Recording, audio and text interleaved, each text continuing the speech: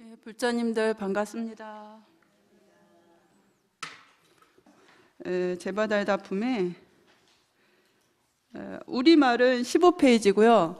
그리고 한문은 229페이지 맨 끝에 그 번역된 거 보시면 앞으로 미래 세상 가운데 만일 어떤 선남자 선여인이 묘보연화경에 제바달다품을 듣고는 청정한 마음으로 믿고 공경하며 의심하지 않는다면 지옥 악이 축생의 사막도에 떨어지지 않으리라 그랬어요.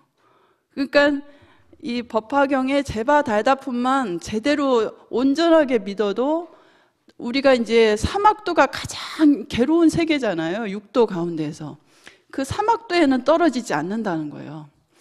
그래서 진심으로 믿고 정말 이 법대로 지켜나가면 시방세계에 계시는 여러 부처님들 앞에 태어나거나 아니면 그 복이 안 돼서 공부를 열심히 안 해서 이제 그나마 인가를 믿고 이렇게 착한 마음을 잃지 않고 살아가면 그것만 해도 인간이나 아니면 천상계에는 태어난다는 거죠. 그래서 이제 거기에서 더 한 걸음 나가서 수승하게 공부를 한다면 반드시 그 부처님 나라, 거기에 태어나면 부처님 나라는 어느 나라든 부처님 세계에는 이 어머니 뱃속 태생으로 태어나지 않아요. 태를 잡고 태어나지 않고 그 수행의 공덕과 믿음의 힘, 서원의 힘으로 변화로 태어나거든요. 그러니까 고통스럽게 태어나지 않는 거죠. 그래서 이제 어떤 사람은 왜 유독히 제바달다품을 그렇게 강조를 했나 이렇게 생각을 하실 수도 있어요. 근데 우리가 잘 생각을 해야 됩니다. 그러니까 제바달다품에서는 그 인도 당시에 그러니까 일천제라고 해서 절대로 성불 못한다고 이 소승불교권에서는 그래요. 이제 지난번에 말씀드린 것처럼 오역죄를 지은 사람들은 그 지옥의 고통 가운데서도 가장 극심한 지옥이 어떤 지옥이라고 그랬죠? 예, 무간지옥. 예, 박수 좀 쳐주세요. 예, 무간지옥. 사이가 없이. 그러니까는 이제 어떤 지옥이든지 극심하게 고문을 당하고 나면 아주 잠깐이라도 휴식 시간이 있대요. 그런데 휴식 찰나가 없이 계속 사이가 없이 고통이 계속 나와서 무간이에요. 쉴 틈이 없이 고통스러운 곳이에요. 그래서 이제 인도 말로는 아비지옥이라고 합니다. 그 가장 극심한 아비지옥에 떨어지면 참 빠져나올 기약이 그렇게 어렵대요. 특히 오역죄로서 들어가면. 그런데 그래서 그런 사람은 정말 성불하기 어렵다고 하거든요. 근데 이 법화경에서 그렇게 부처님 오역죄 가운데에서도 몇 가지나 범했어요. 이 제바달다는 아사세 왕을 꼬드겨서 친아버지를 죽이게 했고 그것도 입으로 사주를 한 거잖아. 그것도 그 제목에 걸려요. 그리고 부처님 몸에 피를 냈어요. 어땠거나 물론 이제 큰 상처는 안 나고 발가락 틈에 작은 그 조각이 이렇게 떨어져서 약간 피를 냈지만 그래도 그 대성인의 몸에 피를 낸 건 오역죄 가운데 하나거든요. 그리고 또 이제 자기가 정말로 대우받고 싶어서 승단의 우두머리가 되고 싶어서 이제는 부처님을 직접 해야 하는 건 안 되겠다 싶으니까 교단을 분열해서 자기 패거리를 만들려고 여러 스님들을 꼬드겨서 신통으로 이렇게 분열을 시켰거든요. 그 화합승단을 깨뜨린 것이 오역죄 가운데 하나거든요.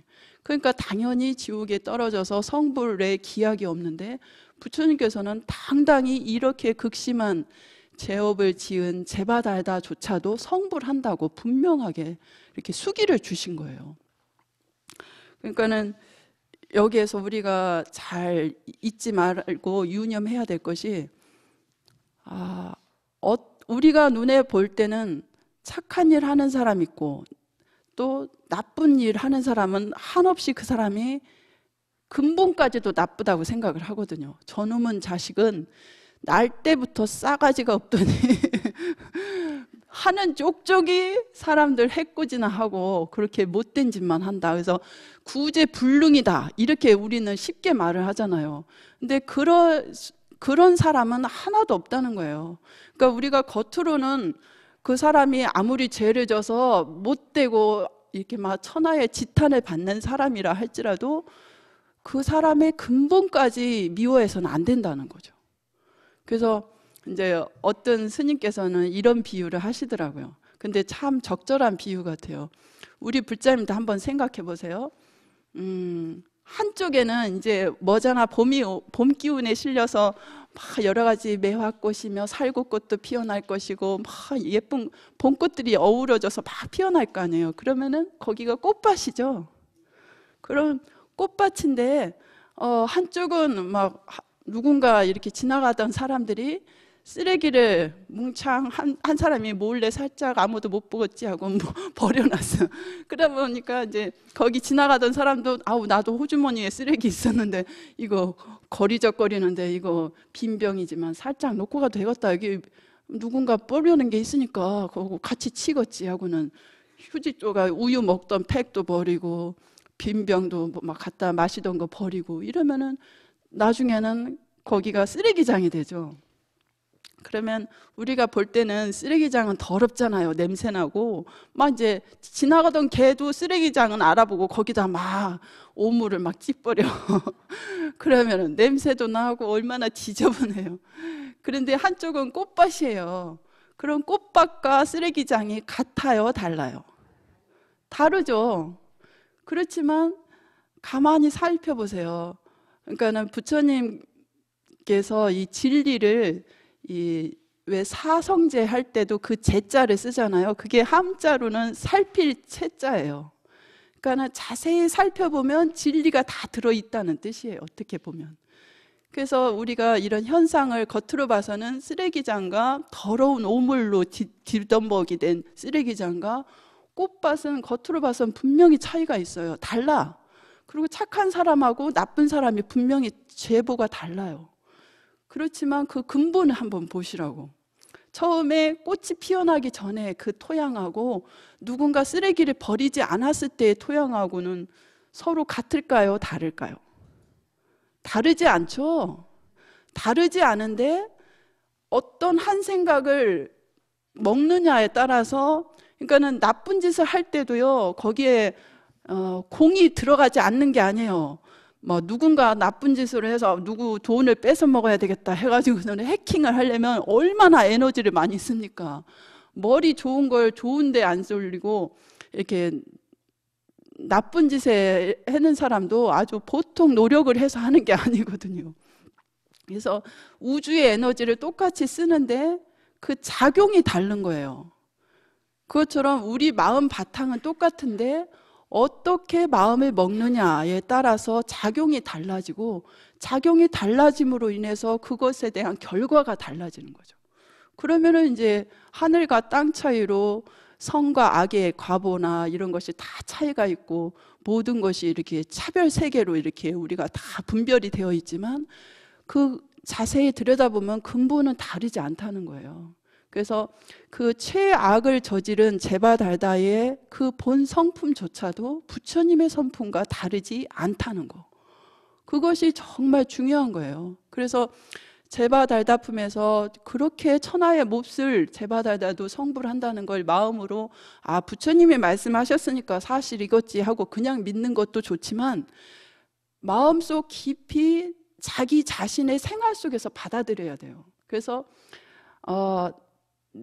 내가 정말 용서하지 못할 만큼 강하게 주장하는 것들도 돌이켜 볼 줄 알아야 됩니다. 그래서 물론 이제 선과 악의 분명한 그 이제 표준 잣대가 있고 하지만 그 누군가 이렇게 내 마음에 이렇게 들지 않는다고 해서 그 사람의 근본까지 그 사람을 막 무시하거나 이렇게 저주하는 그런 말을 해서는 안 되는 거예요. 그래서 어떤 악인이라도 그 사람의 근본 마음은 다 존귀하다는 거. 그것을 잊지 않으면은 그 사람을 함부로 업신여기지 않죠. 아무리 개차반 같이 사는 인생이라도 그 사람을 업신여기는 마음을 안 내요. 업신여기는 마음을 내지 않아야 우리가 죄를 안 짓게 됩니다. 최소한의 예의를 표하고 그 사람이 잘 되기를 마음을 가지면은 그 사람 함부로 막 무시하거나 저 사람 뭐 배운 게 없어서 저 모양이라는 등 뭐 요즘에는 배운 사람들이 더 못된 짓을 하는 수도 있어요. 그거는 다 껍데기예요. 하나의 거품이나 마찬가지예요. 그러니까는 머리 좋고 또 인물이 잘생기고 그 사람이 막 사회적인 명성이나 지위가 높고 재물이 많고 이런 건 다 거품이라니까요. 그 거품으로 우리는 근데 사람을 차별을 하고 그걸로 잣대로 해서 함부로 폄하를 하는데 거기에 속지 않아야 됩니다. 아셨죠? 우리 법화 행자님들은 이 사물의 근본을 내 자신의 근원을 보기 때문에 그거를 보려고 노력하는 사람은 다른 사람의 근원도 부처님의 근원과 다르지 않다는 걸 명심해서 아무리 못되고 참 철천지 원수라 해도 그 사람의 근본까지 미워해서는 안 되는 거예요. 그래서 조금 더 마음을 너그럽게 쓰면 저 사람도 우리와 그렇게 원수를 질 수 있는 어떤 원인이 있었을 것이다. 그것이 없이 되는 건 아닌데 분명히 내가 그 숱한 생을 볼 수 있는 숙명통을 못했기 때문에 그 원인을 못 찾아서 그렇지 반드시 내가 먼저 이렇게 피해를 당할 수 있는 원인 제공을 어쨌든 누군가 먼저 했기 때문에 그런 거지 근본적으로 저 사람이 나쁜 사람은 아니다. 이것을 해서 그런 마음을 잊지 않으면 그 사람을 이렇게 함부로 정말 저주하는 말도 함부로 못하죠. 왜냐하면 근원이 똑같으니까 그 사람의 근본과 내 근본이 다르지 않은데 그 사람을 업신여기는 말을 하면 바로 나 자신을 업신여기게 되는 거예요. 그렇게 되면 이제 그 사람을 해치려는 그 사람이 나와 다르다고 생각하고 그 사람은 원래 나쁜 놈이다 이런 것이 하나의 그렇게 마음으로 함부로 저 사람은 벌을 받아도 싸다. 그러니까 내가 저 사람을 해치는 행동을 해도 당연하다. 이렇게 하면은 그냥 죄를 지어도 그게 죄라고 생각을 안 해요. 당연히 과보를 응당 받아야 될 놈이 받은 거다. 이렇게 합리화를 자꾸 하게 되면 끊임없이 죄가 이렇게 파생이 돼서 그런 마음 가지고는 우리가 절대로 행복에 도달하지 못합니다. 내가 한 사람이 작은 한순간을 생각하더라도 어떤 사람도 이렇게 함부로 미워하거나 그 사람을 업신여기거나 경멸하거나 그런 마음을 먹으면 안 되는 거예요. 아셨죠? 그러니까 당연히 남을 존중하는 마음을 가진 사람이 어떻게 사막도에 떨어지겠어요. 그렇죠? 그래서 이제 적어도 제바달다 품에서 정말 일체 모든 중생이 모두 다 성불할 수 있다는 것을 확신하는 사람은 절대로 사막도에 떨어지지 않는다는 말씀이 이게 지나친 말이 아니죠? 대답이 없으세요? 너무 당연해서 대답이 없으셨구나. 네.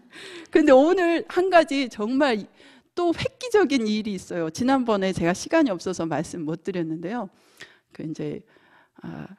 그 다보 부처님께서 이제 이 제바달다품이 원래 견보타품 속에 속해 있는 거였거든요.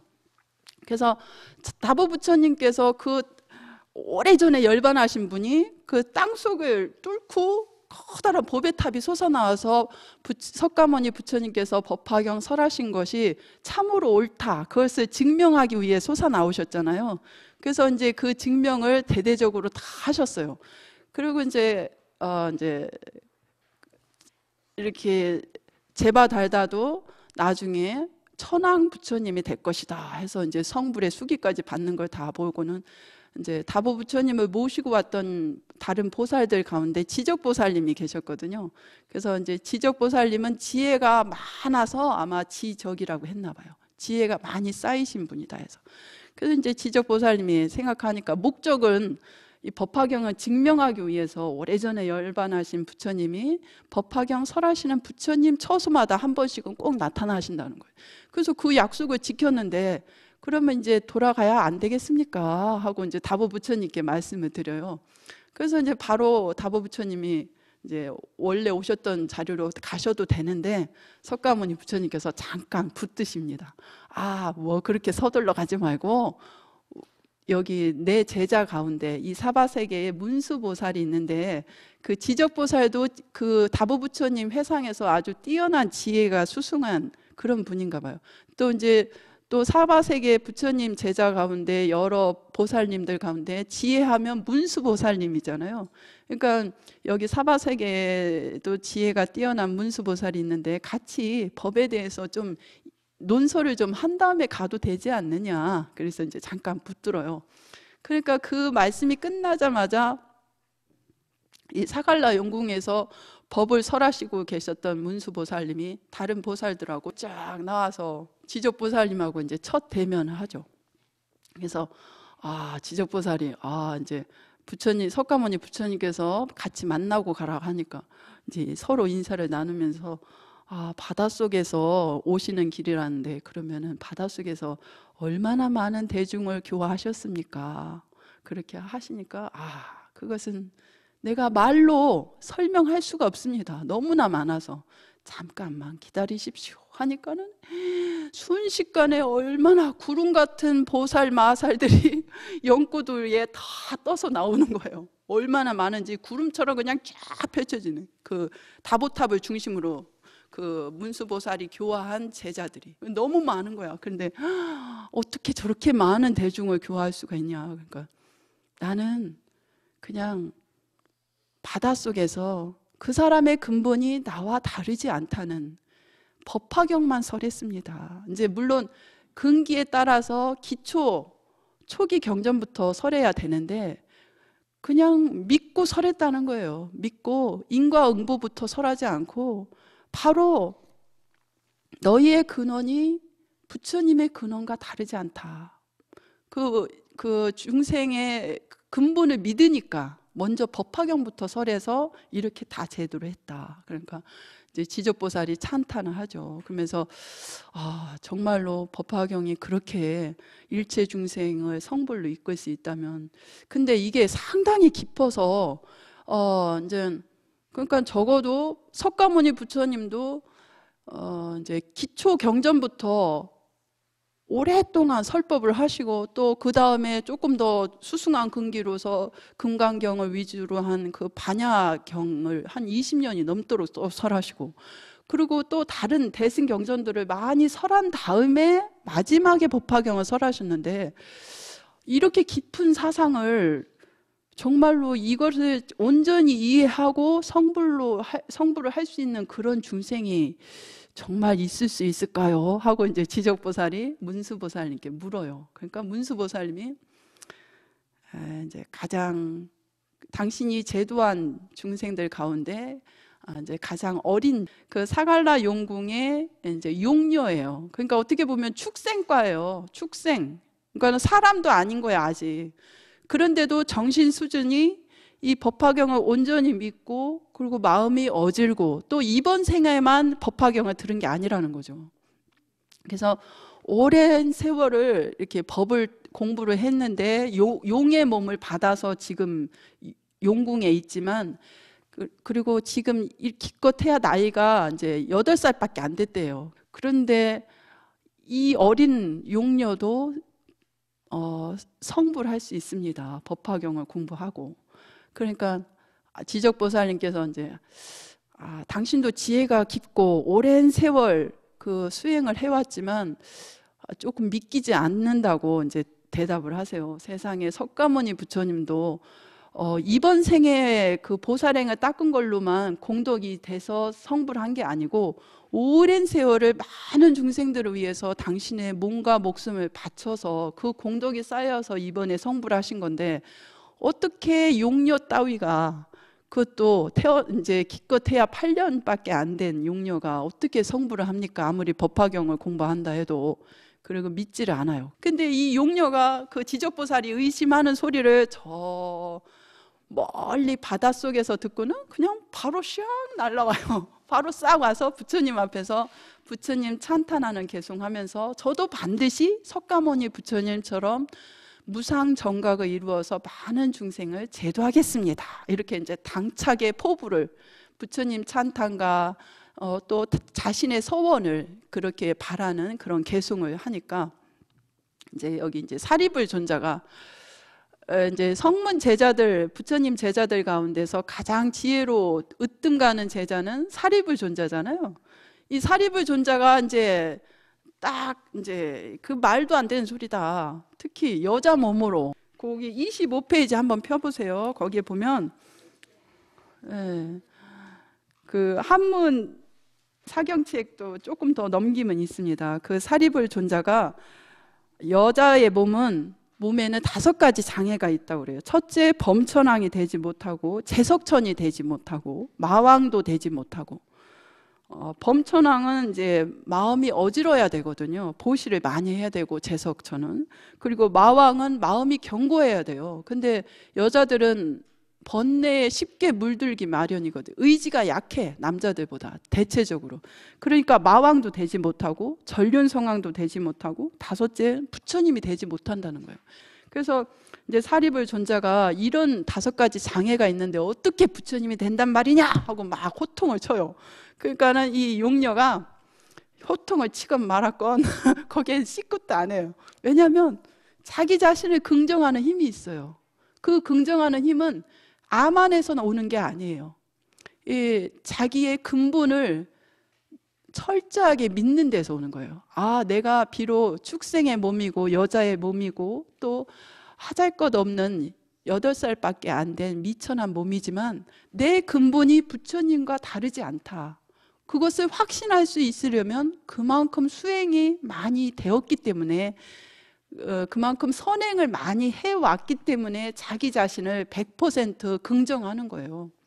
이 용녀가 사리불 존자의 그 힐난을 들으면서도 그냥 표정 하나 바꾸지 않고 자기가 가지고 있던 보배구슬을 부처님께 공손히 바치니까 그래 하고 이제 딱 받으셨어요. 그러니까 석가모니 부처님께 제가 보배구슬을 드리니까 석가모니 부처님께서 바로 받으셨잖아요. 이게 얼마나 오래 걸렸습니까? 하고 여쭤요. 그러니까 뭐 금방 받았는데 오래 걸리지 않았다. 그러니까 석가모니 부처님께서 이 보배굿을 받은 시간보다도 내가 성불을 한 것이 훨씬 빠를 겁니다. 그렇게 아주 당당하게 말하는 거예요. 그러더니만 순식간에 남자로 변해서 그 이제 이 용녀가 성불할 세계는 무구 세계였나 봐요. 그 세계로, 그러니까 사바 세계에선 수천 억만 킬로를 날아간 거예요. 그래서 그냥 그 자리에서 바로 성불을 해서 모든 거기에 있는 무구 세계에 있는 중생들에게 이 부처님의 정법을 설합니다. 그래서 이제 바른 법을 묘법이라고 해요. 그래서 비었지만 비인 것이 아니야. 참답게 빈 데서 무수한 존재가 살아나는 거예요. 진공묘유라고 그러죠. 그래서 이제 묘법이에요. 참다운 우리의 실상은 본래 청정하게 비었는데 비었기 때문에 거기에서 무한한 창조가 나오는 거예요. 그 이치를 설하니까 그 무구세계의 많은 중생들이 불태전의 그 보살 경지에 오르고 또 그것을 지켜보고 있던 다른 사바세계 중생들도 많이 깨달음의 마음을 내고 이렇게 이제 그런 것이 나와서 지적보살이나 사리불 존자나 아이고 그렇구나 하고 인정할 수밖에 없었다고 그러죠. 그래서 참 여기 보면 이 용녀가 부처님께 드린 보배구슬은 이제 보통 여의주라고 그러죠. 근데 이 용녀는 어린 아이의 그 순수한 마음으로 백지같이 천진한 마음으로 내 마음의 공덕이 부처님의 마음의 공덕과 조금도 차이가 없다. 이것을 100% 믿고 거기에서 우러나오는 한없는 마음, 믿음의 공덕이 이 보배구슬로 이제 이렇게 상징화된 겁니다. 그래서 참답게 믿는 그 청정한 신심 하나로 이제 바로 성불을 한 것을 보여줬어요. 그래서 이 제바다다품 보면 참 우리는 모든 존재는 다 성불할 수 있는 귀한 존재라는 그런 확신이 들죠. 우리 불자님들도 우리 모두 다 이렇게 큰 서원을 세우시고 함께 정진해 갑시다. 예, 성불하십시오.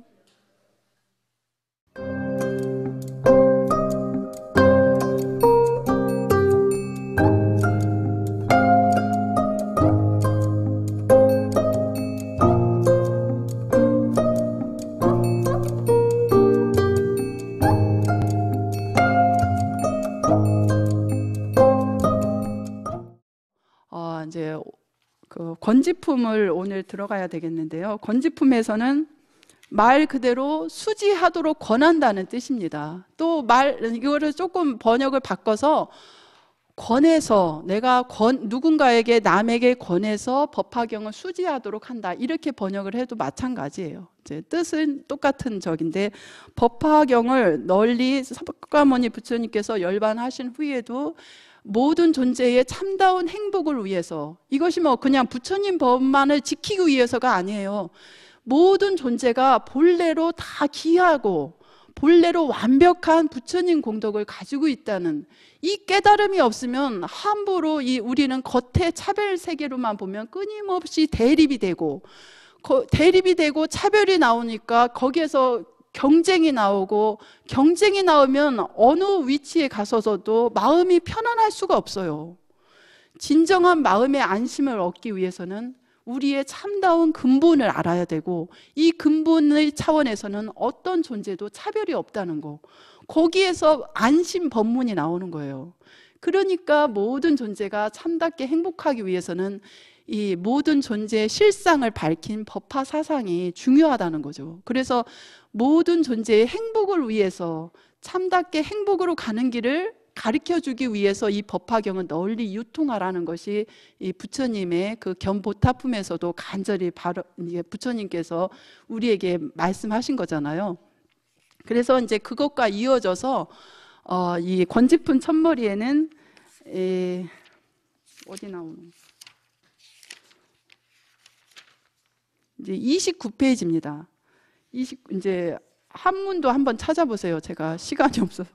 그 건지품에서는 야광보살과 대요설보살님이 2만 명의 보살들과 함께 부처님 앞에 나타나서, 부처님, 저희는 이제 석가모니 부처님 너무 염려하지 마십시오. 저희도 석가모니 부처님께서 열반하시고 이 세상에 안 계시더라도 저희는 이 사바세계의 중생들을 위해서 이 세계 곳곳마다 이 법화경을 가리켜서 참답게 행복으로 이끌어야 될 중생이 있으면 저희가 설사 모욕을 당하고 막 칼과 몽둥이로 나를 해침을 누군가 하더라도 저희가 다 참고 인내를 하면서 중생의 행복을 위해서 우리가 이 법화경의 가르침을 전하겠습니다, 이렇게 서원을 세우죠. 그리고 이제 그 서원하는 소리를 듣고 우리가 앞에 500제자 수기품 기억나시죠? 예, 500명의 아라한가를 얻은 스님들한테 다 성불한다는 수기를 주셨는데, 그 500명의 아라한가를 얻은 스님들하고 또 아직 아라한가를 얻지 못한 유학의 제자들과 무학의 경지에 오른 제자들, 여러 그런 몇천 명의 스님들, 또 제가 불자들도 거기에 다 속해 있죠. 그런 유학 무학인들 8,000명들, 이런 사람들이 다 자기들도 이 법화경을 부처님께서 열반하신 후에라도 이 법화 사상을 지키겠다고 이제 서원을 세워요.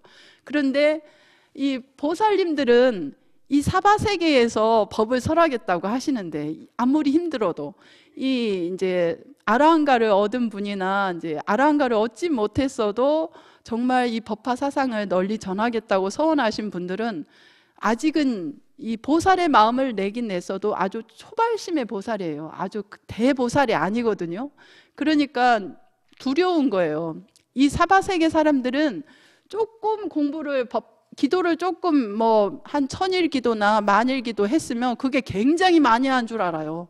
그리고 공부를 뭐 화엄경이나 법화경이나 이거 몇 번 썼으면 한 10번만 써도 내가 공부를 굉장히 많이 했다 생각을 하는 거예요. 그러면은 이제 더 이상 그거 누군가 이야기를 하려면 그거 내가 더 잘 알아, 다네보다. 뭘 나를 가르치려고 들어. 내가 몇 번을 썼는데. 그렇게 아는 체를 자꾸 하려고 합니다. 그런 사람은 정말 아무리 똑똑하고 그 사람이 복이 많아도 제도하기가 힘들어요. 먼저 겸손해야 할 줄 알아야 되고, 자기가 하나라도 배우려고, 진정으로 내가 모르는 것이 더 많을 건데 하고 하나라도 귀 기울여서 겸손하게 들으려고 자세를 안 하고 조금만 공부를 하고 기도했으면 내가 훨씬 낫다고 생각을 하는 거예요. 그런 사람은 정말 제도하기 어려워서 저희는 사바세계 말고 딴 세계, 이 사바세계 말고도 훨씬 뛰어난 중생들이 사는 세계들이 많거든요. 무수하게 많다는 거예요. 그런 다른 세계에 가서 법화경을 설하겠습니다. 이제 단서 조항이에요. 사바세계는 너무 힘들어서 우리가 감당하기 어렵다는 거죠. 그런데 이제 이 보살님들은 나중에도 보면 뒤에 보면 80만억 나유타 보살님들은 보살, 마살 이런 아유월치라고도 하고 아비발치라고도 하는데요. 왜 우리가 사과를 갖다가 어느 지방에서는 사과라고 부르고 어느 지방에서는 능금이라고도 부르고 하잖아요. 근데 내나 같은 소리잖아요. 그런 것처럼 아유월치나 아비발치나 발음이 좀 달라서 그렇지 똑같이 불태전의 경지에 오른 대보살들을 가리키는 거예요.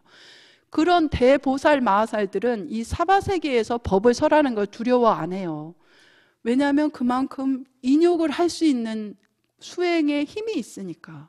근데 참지 못해서 저 같아도 승질이 못 돼서 참기 어려울 것 같아요. 예전에 저는 이제 어렸을 때 저희 어머니가 그러시더라고요. 당신이 지장경을 읽고 공부를 하다 보니까 지장보살님은 그 정말 제도하기 어려운 지옥 중생들을 위해서 항상 지옥 중생들 곁에 계신다는 거예요. 지옥 중생을 제도하기 위해서. 그래서 지옥이 텅 빌 때까지 지옥을 떠나지 않는다는 거예요. 그래서 맨 마지막에 성불을 하겠다고 서원을 세우셨대요.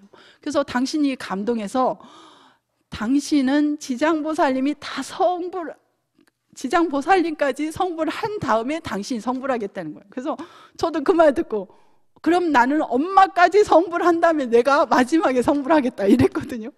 어린 마음에. 그런데 이제 나중에 제가 커서 스님이 돼서 보니까 아이고 이거 수행의 보통이 쉬운 게 아니더라고요. 그렇게.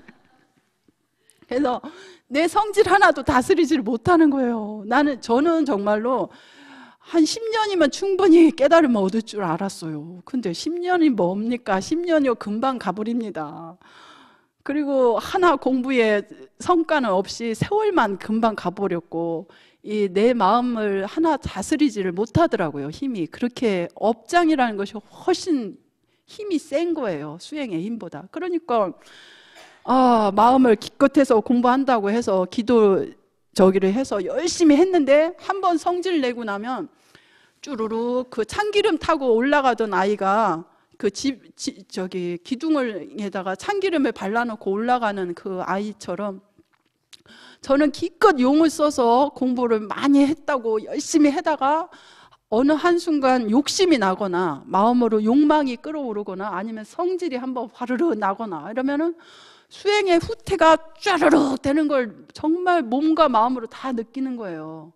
그 한번 성질 내거나 욕심이 나서 저도 아직 깨달음을 얻지 못했기 때문에 멋진 남자 보면 마음이 싱숭생숭해지거든요.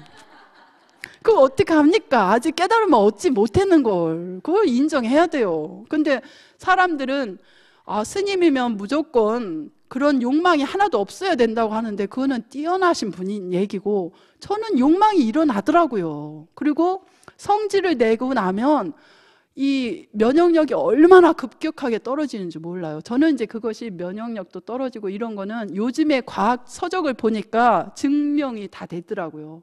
5분 성질을 내고 나서 그 사람의 면역력 그 세포가 얼마나 강하는가. 그리고 5분 정도 그냥 자기가 가장 사랑하는 사람부터 식구들, 부모님, 그리고 자기가 은혜를 입은 사람들부터 생각을 해서 그분들이 잘 되기를 바라는 마음으로 자비 명상을 5분간만 시키면 5분간 시킨 그 하루에 5분씩만 정말 내가 사랑하는 내가 은혜를 입은 분들이 바르게 살고 그 사람들이 다 행복해지기를 그 사람들이 건강해지기를 바라는 마음으로 기도를 하잖아요. 그것을 단 5분밖에 안 했어요. 그랬는데도 그 기운이 자기 몸 안에 좋은 세포 그 호르몬이 나오는 것이 하여간 잊어버렸는데 책 보고 제가 머리가 나빠서 홀딱 까먹었는데 그것이요 5분 성질 낸 것보다 오래 가질 못해요. 그러니까는 성질 한 번 낸 것이 우리가 오랜 세월을 성질을 내왔기 때문에 힘이 훨씬 큰 거예요. 그러니까 반대로 우리가 그만큼 착한 일이나 좋은 마음을, 남이 잘 되기를 기도하는 마음을 몇백 배 더 많이 내어야 내 업이 바뀌는 거예요. 우리 업이, 그동안 해왔던 업이 욕심내고 성질낸 것이 훨씬 뭐든지 하다 보면 힘이 붙어요. 그래서 무슨 일이든 처음에 직장에 들어가서 처음 할 때는 다 낯설죠. 그래서 못하던 사람도 오랜 세월을 하다 보면 마음대로 생활의 달인이 되잖아요. 척척하게 되고. 그런 것이 세력이 붙어서 그래요. 누구든지 어떤 거든지 그래요. 그래서 수행도 그렇고 우리가 좋은 마음을 내는 거나 성질을 내는 것도요, 이 근본에서는 차이가 없지만 그 작용이 다르기 때문에 결과가 달라지면 이 과보도 다 천양지판으로 이게 차이가 나는 거예요. 그래서 엄청난 한 생각 잘못으로 해서 엄청난 고통을 겪거나 아니면은 크나큰 행운의 과보를 받거나, 이것이 한 생각 차이로 인해서 나오는데 우리가 참 주의를 많이 해야 됩니다. 그래서 저도 기껏 공부를 한다고 했어도 한순간에 욕심내거나 성질을 내므로써 많이 후퇴를 겪어봐서 이제 너무나 힘든 거예요. 나 도저히 지옥 중생 다 제도한 다음에 내가 성불하기엔 너무 힘들겠다. 나 빨리 극락세계로 갈래.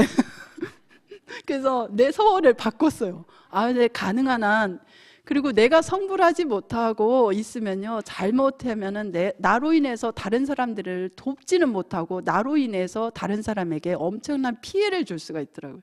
그래서 저는 이제 옛날에 대불련에 있을 때는 멋모르고 스님들이 자기 공부만 한다. 그래서 산중 불교다 하고 막 스님들 공부하는 걸 지탄을 많이 했어요. 손가락질을 하고 자기만 위해서 공부한다. 중생을 내비켜 주고 그게 이기적인 거 아닌가 하고 막 마음대로 욕을 했는데 정말로 이제 정말 제가 공부를 해보니까 자기 완성이 되는 것이 주변에 도움을 주는 거고 자기 자신만을 잘 그 감정 컨트롤만 제대로 해도 주위에 크게 해를 끼치지 않는 거예요. 그래서 그러니까 모르니까 죄를 많이 짓는 거더라고요. 그래서 이제 많이 참회를 하면서 제 서원도 바꿨어요. 나 도저히 지옥 중생들 거기 가서는 나는 못하겠다. 나는 이제 빨리 법화경을 열심히 해서 공부를 해서 법화경을 해서 나는 이 생에서 바로 깨달음을 얻으면 좋지만 그 복이 안 되면 극락세계로 가서, 극락세계는 다시는 태전을 안 하거든요. 그러니까는 윤회를 안 해. 그리고 더군다나 불태전의 경지에 올라야만이 우리 같은 스님들도 공부하다가 태보를 안 하는데 불태전의 보살 그 팔찌에 오르지 못한 상태에서는 얼마든지 후퇴가 될 수가 있어요. 그러니까는 아무리 큰 발심을 했더라도요, 매 순간마다 크게 다시 뉘우치고 발심을 거듭거듭 해야 돼요. 한번 그래서 사람들이 스님이 돼가지고 저런 짓을 할 수 있다 하는 막 그렇게 비난할 수도 있는데 충분히 그럴 수 있어요. 왜냐하면 마음으로 태보를 하니까.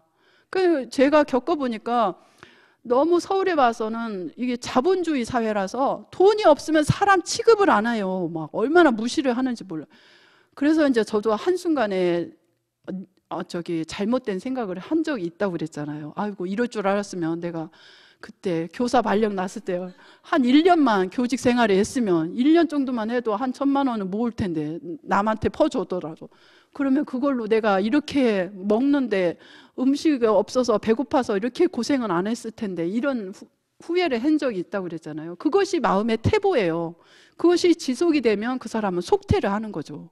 그런데 이제 얼른 제가 참회를 했죠. 부처님, 다시는 이런 생각 안 하겠습니다. 저는 굶어 죽더라도 스님이 좋습니다. 제발 수행 생활을 끝까지 할 수 있게 해주세요. 저는 부처님이 꼭 되고 싶습니다. 이렇게 해서 다시 참회를 하고 발심을 해서 유지를 해나가는 거지, 우리가 한순간순간마다 내가 한번 착한 마음 냈다고 해서 그걸로 끝나면 안 됩니다. 우리의 업장은요 훨씬 세력이 커요. 그러니까 우리 부처님도 여기 이제 제가 무슨 얘기 하다가 이렇게까지 나왔는지 모르겠네요.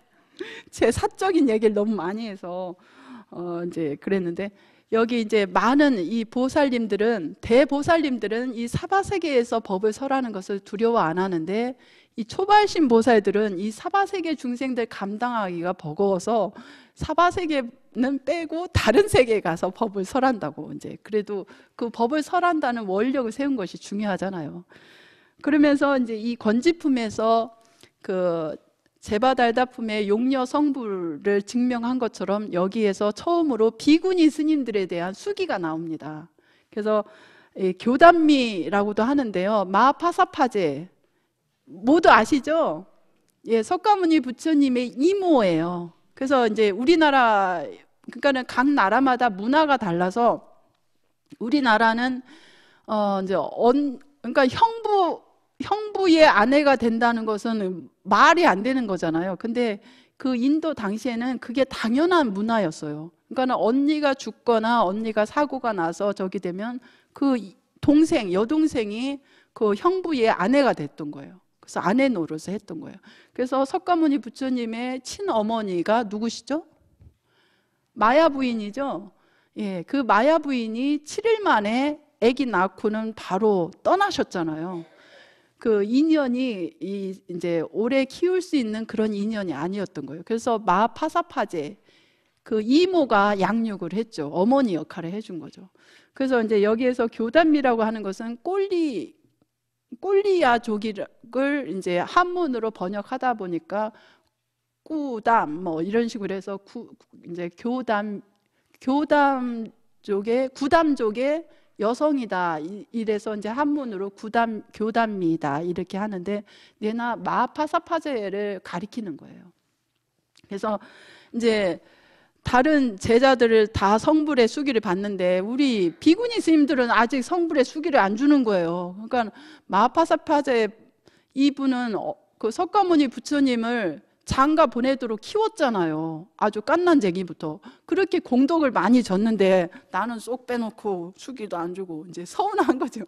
그래서 이제 그리고 또 그 다른 이제 비구니 스님들도 부처님을 막 눈이 빠지도록 쳐다보고 있어요. 왜 우리는 안 주는 거야? 그러면서 그러니까 이제 부처님께서는 전체적으로 법화경을 공부하면서 한순간이라도 마음으로 기쁨을 느끼고 자기 자신을 긍정하는 힘을, 그런 에너지를 느꼈으면 그 사람은 반드시 성불한다고 전체적으로 총수기를 주셨는데 당신을 뚫어지게 쳐다보는 게 당신을 이름을 거론해서 수기를 안 주는 게 서운한 거구나 이제 짐작을 하시고, 마파사파제는 나중에 대법사가 돼서 무량하게 부처님 법을 널리 펴서 많은 공덕을 쌓은 다음에 일체 중생 희견열애가 된다고 그랬죠. 맞나? 맞아요? 예, 그러니까는 모든 중생들이 얼마나 덕을 많이 쌓았으면 얼굴이 이쁘다고 해서 그 사람 보고 싶어 하는 게 아니에요. 마음으로 고마움을 느끼고 그 사람을 존경하는 마음이 우러나야 자꾸 보고 싶은 거예요. 그렇잖아요. 우리가 아무리 미인이라도 나한테 서운하게 했으면요, 나오면 TV에 나오면 저거 또 나왔어 그런다고. 그러니까 사람이 꼭 얼굴만 이뻐서가 아니라 마음의 덕을 많이 쌓아야 돼요. 남에게 절대로 해야 하는 그런 해치는 마음을 먹지 말고 이렇게 덕을 많이 쌓으니까 일체 중생이 다 보기 좋아하는 거예요. 그래서 일체 중생 희견열애가 된대요. 그리고 이제 이렇게 해서 그 마파사파제를 따르는 다른 비구니 스님들도 다 차례차례 대법사가 되어서 스님이 이제 부처님이 된다고 수기를 받았어요. 그리고 이제 야수다라 비구니는 부처님, 석가모니 부처님 출가하시기 전에 아내였죠. 예, 부인이었는데 이분도 다 같이 스님이 됐어요. 그래가지고 이제 이 야수다라 비구니도 나중에 구족 천만 광상 열애가 된다고 그랬어요. 그래서 이제 비구니들 스님들한테까지도 다 성불의 수기를 주는 것으로 이 권지품이 이제 맞춰지는데요.